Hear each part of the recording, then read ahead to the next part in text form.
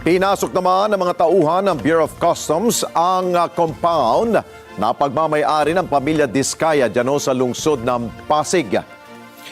Target ng operasyon ng BOC, ito pong 12 luxury cars ng mga Diskaya para imbestigahan kung legal ang kanilang pagbili dito at yung tama ba ang documentation o nagbayad ba ito ng tamang buwis.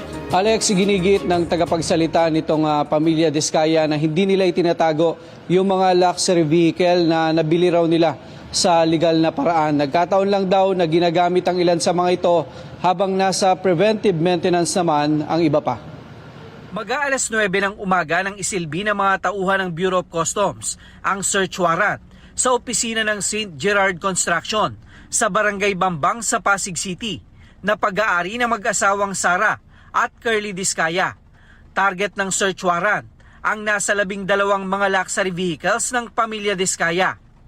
Ayon kay BOC Commissioner Ariel Nepomuceno, nais nilang masiguro na legal at nabayaran ang tamang buwis para sa mga imported na sasakyan. Ang inaamin din nila parang 40, di ba? So kaya lang, sa search warrant kasi kailangan fully identified with the details. So 12 doon yung identify natin. Ngayon kung may makikita tayong iba sa loob, plain view doctrine naman yan, pwede na nating isama yon. Pero sa pagsisiyasat sa gusali ng mga tauhan ng Custom Police, Task Force Aduana at ng Pasig Police, 2 lang sa 12 target na luxury cars ang kanilang inabutan sa garahe. Kabilang dito ang isang Maserati at isang Land Cruiser. Bagaman hindi kasama sa target ng search warrant, may nakita rin silang Escalade na kasama na ring ininspeksyon ng BOC. Huwag tayong mangamba dahil mahuhuli naman po natin. Saan man po yan itinatago, kung itinatago man. Kaya lang naniniwala naman ako na yan ay makikita at makikita natin. No? Kaya again, muli, ine-encourage ko ang pamilya ng Diskaya na voluntarily i-surrender na nila yan sa Bureau of Customs upang makita po natin kung wala naman silang tinatago sangayon sa kanila, binili naman nila ito ng tama, wag sila mangamba. Very professional ngayon ang Bureau of Customs. At kung mapapakita naman nila na talagang sila ay buyers in good faith, meaning binili lang nila ito sa isang dealer or ahente, doon naman kami pupunta upang doon namin kuhanin ang mga tamang dokumento na dapat magpapatunay na tama ang kanilang pinagbayaran sa ating gobyerno.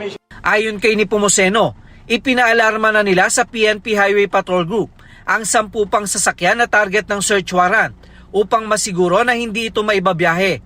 Kaya mas maigi raw kung kusa itong ipapakita ng pamilya Diskaya. Pero naniniwala ako talaga, pag naunawaan po nila ang kanilang sitwasyon, na makikita namin yan or magkakaroon po talaga kami ng search warrant sa bawat official address nila. At sila rin po mahihirapan talaga dyan. At hindi naman po nila magagamit sa kalye. Kapag yan ay napatunayang kulang sa pagbabayad o may mga paglabag sa batas, yan po ay mapupunta doon sa sinasabi ko kaninang seizure proceedings. Yan ay kukumpiskahin ng gobyerno. Ngayon, paano naman yung ipinambili ng Diskaya family? Ang hahabulin niya kung saan siya bumili niyan. Maghahabulan po sila ng kanyang pinambayad doon.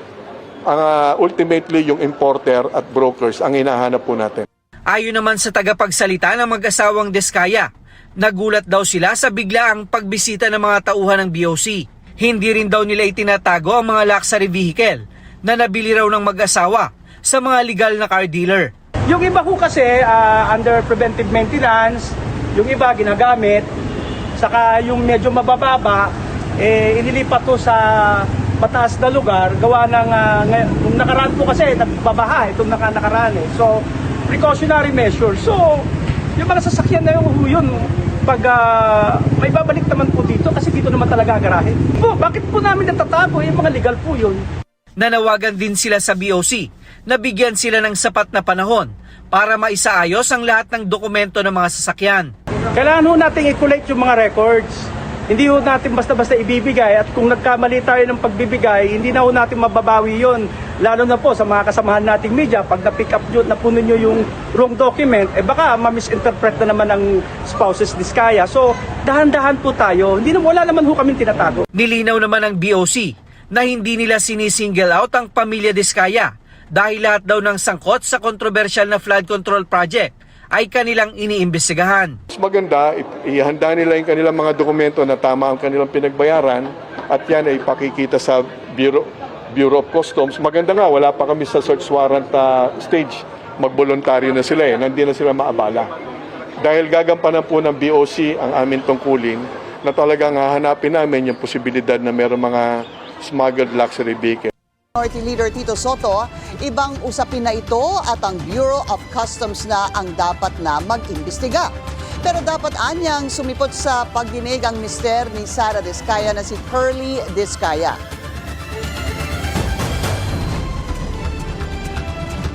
BOC bahala na. Pero kausap ko kanina yung isang sa mga executive director, chief of staff ni Commissioner. They're looking into it.